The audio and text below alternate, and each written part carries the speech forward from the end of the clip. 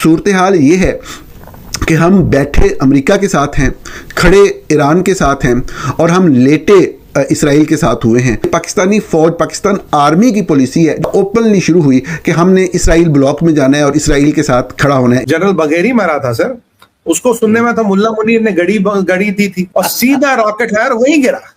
आपको याद सीधे गड़ी के ऊपर नहीं सर, गड़ी में जो सिग्नल गया ना यहूदियों के पास, सीधा रॉकेट डायरेक्ट। जब अमेरिका ने किसी भी पाकिस्तानी जनरल को इस तरह से सड़कों पे बिठाया, पाकिस्तान से बहुत बड़े सौदे करवाए गए हैं, पाकिस्तान के मफादात को ज़िक पहुंचाई गई है। ट्रम्प की बात करें ना, इस दुनिया का मेरी नजर में इससे खतरनाक बीमार ज़हन नहीं है। इसकी जो जाती फितरत है वो है धोखाधड़ी, पीठ पे छुरा मारना, जिसके साथ खाएगा उसकी पीठ पे छुरा मारेगा, हिरस, और सबसे बड़ी बात इस्लाम दुश्मन है। इसराइल भी इस चीज़ को एक्नॉलेज किसी हद तक करता है, लेकिन वो कभी भी इस खित्ते के अंदर उसका जो असल अलाई है वो इंडिया को ही समझता है। वो पाकिस्तान को पाकिस्तान तो लेटना चाहता है उनके साथ, लेकिन उनके असल जो बेड पार्टनर्स है वो इंडिया, ये हकीकत है।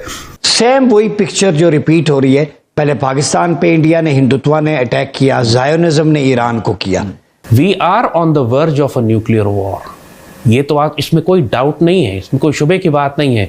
जब बड़े बड़े लोग, पुतिन जैसा और अमेरिकन प्रेसिडेंट और उसके बाद नेटो के तमाम सरबराह, हत्ता के नरेंद्र मोदी और पाकिस्तान के होने वाली जंगों में भी जब खुलकर एटमी जंगों की बात हो रही है। ईरान की हालत खराब है, पाकिस्तान इनकी मदद कर नहीं पा रहा, कर नहीं पाएगा। और पाकिस्तान का जो फसाड था, क्योंकि पाकिस्तान से लोग पूछते हैं यार कश्मीर में तुम जिहाद कर नहीं पाए, फलस्तीन जिहाद करने नहीं गए, अभी जो बाजू में ईरान है तो इसमें तो कम से कम जिहाद करो। अब यहां नहीं करोगे तो कहां करोगे? तो बेचारे ये बिल्कुल अब हताश और निराश है, कहते साहब अब बताओ क्या करें, ईरान ने हमसे मदद नहीं मांगी थी, एक बार मांग के देखे। अब कहानियां तो वो भी चल रही, वो जो जनरल बघेरी मारा था सर, उसको सुनने में था मुल्ला मुनीर ने गड़ी दी थी। अब ये पता नहीं वो उसको कुछ जीत वगैरह था और सीधा रॉकेट फायर वहीं गिरा।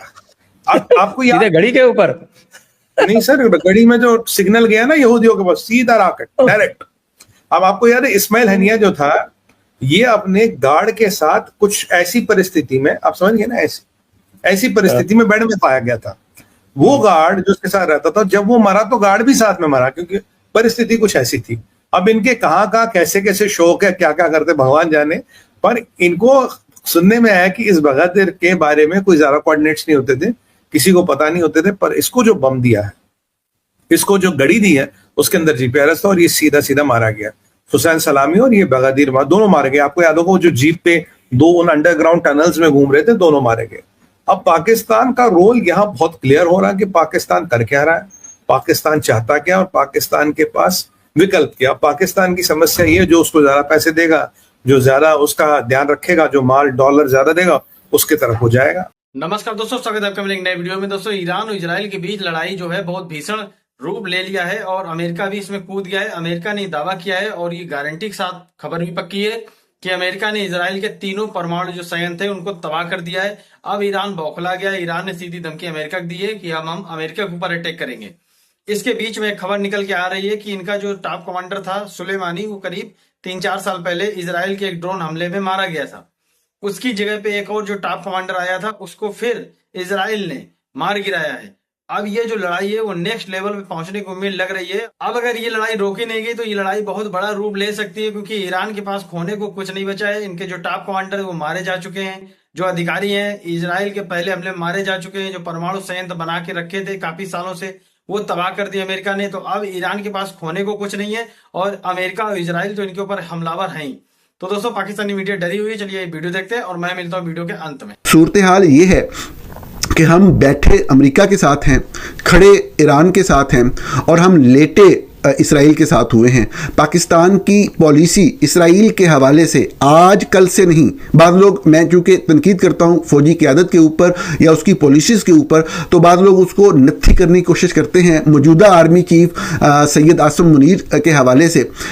लेकिन हकीकत यही है कि इससे पहले भी, चाहे जनरल कमर जवादबा हों या उनसे पहले के आर्मी चीफ हों, जो भी एक हमारी एस्टेब्लिशमेंट की पॉलिसी है, मैं उसका नाक़िद रहा हूँ, सियासत में मुदाखलत का नाक़िद रहा हूँ, खुसूसन फ़ॉरेन अफेयर्स में मुदाखलत का नाक़िद रहा हूँ, कारोबारों में मुदाखलत का नाक़िद रहा हूँ, तो मेरी इस हवाले से कोई नई बात नहीं है। ये सैयद आसिम मुनीर साहब का बिल्कुल भी कोई इसमें कसूर नहीं है। ये पाकिस्तानी फ़ौज, पाकिस्तान आर्मी की पॉलिसी है जो जनरल मुशर्रफ के दौर में बाकायदा ओपनली शुरू हुई कि हमने इसराइल ब्लॉक में जाना है और इसराइल के साथ खड़ा होना है, इसराइल के साथ स्टैंड लेना है और इसराइल को अपीज़ करना है। इसराइल भी इस चीज़ को एक्नॉलेज किसी हद तक करता है, लेकिन ऑब्वियसली वो पाकिस्तान की एफर्ट्स को अप्रिशिएट मुख्तलिफ जगहों पे बिल्कुल करता है, लेकिन वो कभी भी इस खित्ते के अंदर उसका जो असल अलाई है वो इंडिया को ही समझता है। वो पाकिस्तान को पाकिस्तान तो लेटना चाहता है उनके साथ, लेकिन उनके असल जो बेड पार्टनर्स हैं वो इंडिया, ये हकीकत है।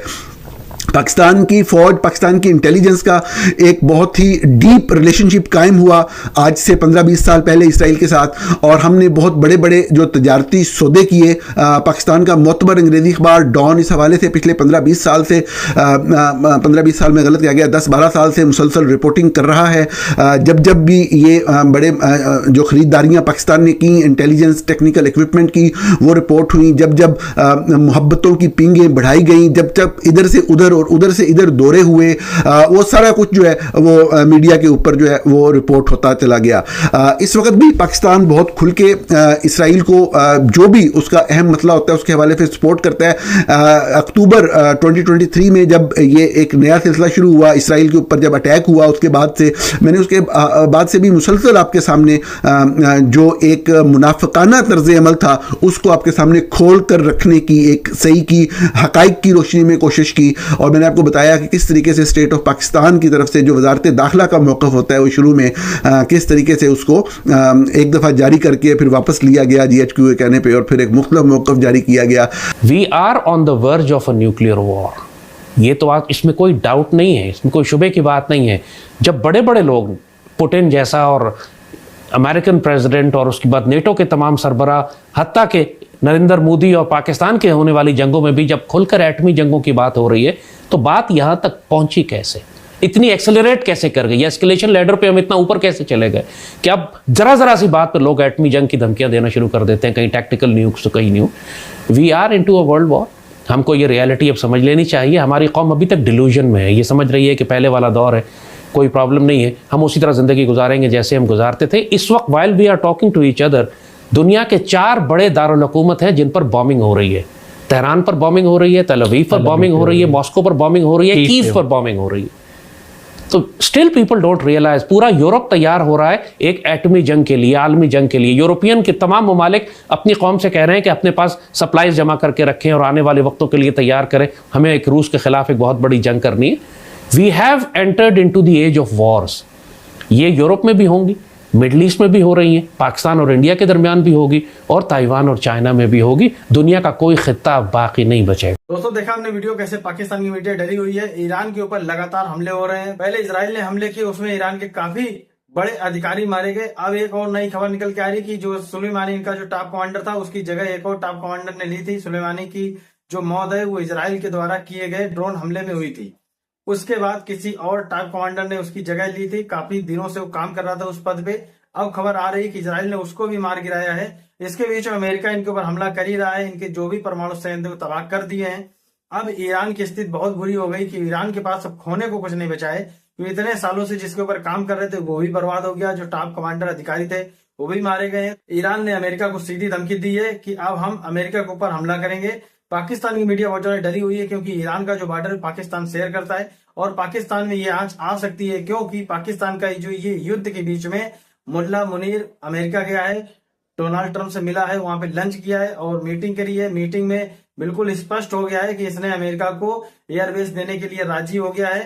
पाकिस्तान की मीडिया, तो मैं पिछले वीडियो में बता चुका हूँ, पाकिस्तान की मीडिया तो यहाँ तक आरोप लगा रही है कि इसने 2 एयरबेस अमेरिका के हाथों बेच दिए हैं कुछ पैसे के लालच में। तो एक तरफ तो पाकिस्तान की सरकार ईरान के साथ में, पाकिस्तान के लोग मुस्लिम भाई बहन का जो रिश्ता निकाल करके ईरान के साथ में है। दूसरी तरफ जो सेना है वो अपने फायदे के लिए अमेरिका के साथ में, इजराइल का साथ दे रही है। तो अब ये बड़ा कॉन्फ्लिक्ट हो गया है कि कौन किसके साथ में रहेगा, कौन किसके खिलाफ रहेगा। फिलहाल अभी जो सूरत हाल है वो बहुत बुरे होने वाले हैं, क्योंकि अमेरिका भी कूद गया है, इजराइल उधर से भीषण हमला कर ही रहा है। ईरान ने भी अगर दोनों तरफ से हमले करने चालू कर दिए तो बहुत स्थिति बुरी हो जाएगी। तो दोस्तों बाकी आप लोगों ने पूरा वीडियो देखा ही। अगर चैनल ने सब्सक्राइब किया तो कृपया चैनल सब्सक्राइब करें, वीडियो को लाइक करें, वीडियो शेयर करें। मिलते हैं नेक्स्ट वीडियो में, तब तक के लिए जय हिंद, वंदे मातरम।